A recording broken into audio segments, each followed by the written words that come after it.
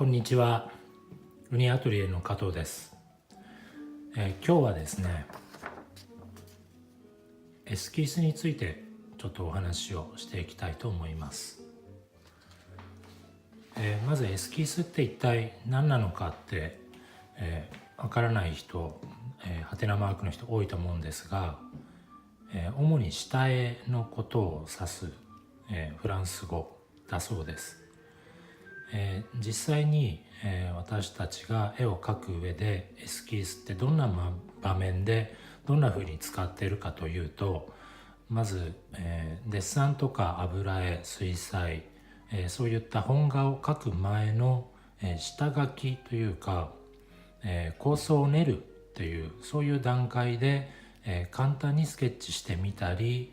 今回はどんな絵にしようかなっていう自分の頭の中の概念とか、を言葉で書き表してみたり、場合によっては色だけでイメージを色に置き換えて、色のみのエスキースを描いてみたり、画材は特に決まりはないので、鉛筆で軽く、もしくは、色鉛筆を使ったり絵の具を使ったり、さまざまな方法でエスキースという、下絵について取り組みます。そういうわけなんですが、デッサンを始めたばかりの絵を始めたばかりの人にとってエスキースというと、まずはその構図を決めるのに、クロッキー帳とかエスキース帳を取り出してきて、そこに簡単な下絵を描いてみる、そういった意味で使われることが多いです。今日はですね、この簡単な生物モチーフを用意してみました。コーヒーポットと、ブドウをテーブルの上に、紺色の布の上に乗っけてあります。で、こんな感じの、簡単な生物モチーフ、入門用のですね、生物モチーフを描くにあたってどんな風にエスキースをしていくのかっていうのをやってみようと思います。用意したのはこれは、クロッキー帳です。マルマンの SM っていうサイズですね。クロッキー帳、今撮影用にこうイーゼルに立てかけてるんですけれども、通常ですと、手に持ってそんなに大きなサイズのクロッキー帳じゃないので、手に抱えるように持って簡単にスケッチしたり、エスキースしたりします。今回はこうやってイーゼルに乗っけて描いてみます。これまで何回かデッサンの幾何形態とかやってきましたけれども、本来ですと画用紙の本画に描き始める前にこういったクロッキー帳、エスキース帳に簡単なスケッチをして、ここで構図とかを決めてから本画に入ることが多いです。では早速やってみましょう。構図を決めるって先ほど言いましたけれども、まずはどんな感じに画面に配置するかなっていうのも踏まえて、例えばこんな感じ、すごくラフなんですが、ポットはどんな感じかな、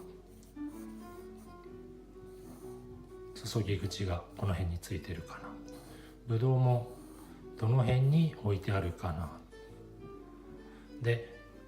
ちょっと小さめに描いてるの分かりますかね。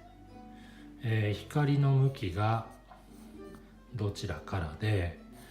どこにどんな風に配置されてるかっていうのをちょっと小さめに描いてみてます。で、ある程度もうちょっと描いてみましょうか。ある程度こう印象を、形をとったら、この配置を決めた後で画面の縦横の比率を、本当の本番の紙に合わせて、例えば B3 の画用紙に書くんであれば、このエスキース帳よりももうちょっと細長いんですよね。どんな風に入るのかっていうフレームを決めるときに、その本当の本番の紙の比率に合わせて画面をトリミングしたりします。ポット、例えばこんな感じでしょうか。エスキースではあんまり細かい部分そんなに追求せずに、大まかな印象というか大きさと配置、ブドウも塊でつぶつぶいっぱいありますけれども、例えばシルエットで見たりですね、シルエットで見たり、大まかな塊で捉えていく感じで、細かい部分はそんなに追求しないです。例えばこんな感じで、ざっくりシルエットで捉えてみます。ポットの方もちょっと影、この辺が暗いかなとか、床にどんな風に影映ってるかなとか、そういったところを大まかに大雑把に捉えています。例えばこんな感じ。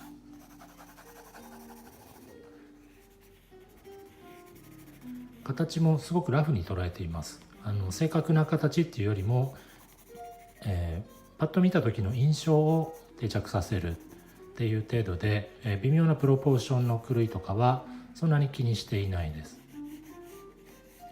実際よりちょっと細長いかな。でも例えばこんな感じで、モチーフを軽くスケッチしてみて、でこれをじゃあどこに入れるのか、ちょっと布の、床の布も少し調子をつけてみましょうか。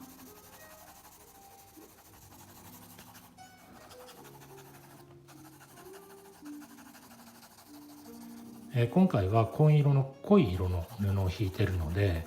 絵の中で一番暗いのはテーブルの布ですかね。なのでパッと見の印象はこんな感じで、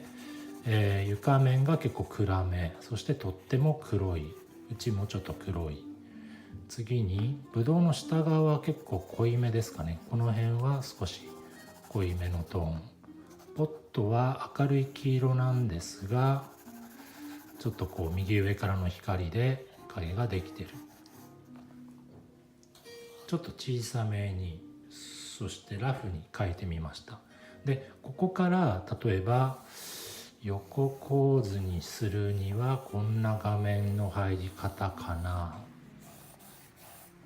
とか、いやこれなら縦画面でも入れられるかなとか、そういった構図を決めるこのフレームを後から書き入れてみたりします。というわけで、このフレーム描くためにもちょっと小さめにスケッチしないと四角が描けないんですね。今回の場合で言うと縦長のフレーム描こうと思ったんですが、ちょっと上下が足りなかった感じですね。でもこれ例えば縦画面でいこうと思ったら、見えますかね、このブドウの手前、テーブルのこの布がここから垂れ下がるっていうエッジが、例えばここから下が布が垂れている、直角に布が手前に垂れてる、角がここに来る感じなんですよね。少し右上がりかな、右上がりで布がここから下に垂れてる。こんな風に縦構図だったら少し布まで入れてみてはどうでしょう。そんな風に描きながらどんな風に絵を進めていくのか、どんな構図で絵を決めていくのかをこんな風にラフにざっくり描きながら、手前のこの垂れてる布を入れるんであればここ少し暗くなったりするので、こんな感じの構図でもいいかな。上はもう少し上の方まで入れたいですけど、例えばこんな感じですかね。右はもうちょっと削ってもいいかな。左はこれ以上削りたくないな、この辺にしとこう。下はもう少し余裕も足してもいいかな。この辺りは布のシワを描くことによって、画面に変化をつけさせるっていう手もあるので、メインになるモチーフはこの辺なんですが、この垂れてる布も含めた絵っていう、そういう考え方というかね、構成もありかなと思います。で今回の場合ですと、こんな風なちょっと縦長の、B3 っていうサイズだと、これよりもうちょっと上余裕持たせられるかもしれないですね。ここよりもう少し上まで余白を取れるかなっていう気がしますけど、こんな感じの画面に入れてみようかな。デッサンで構図を決めるために、こういった、本画に入る前のエスキース帳を使った、クロッキー帳を使った簡単なスケッチ、こういったのをね、エスキースっていうふうに位置づけてもいいかなと思います。はい、以上で、今回はエスキースについてお話ししました。それではまた。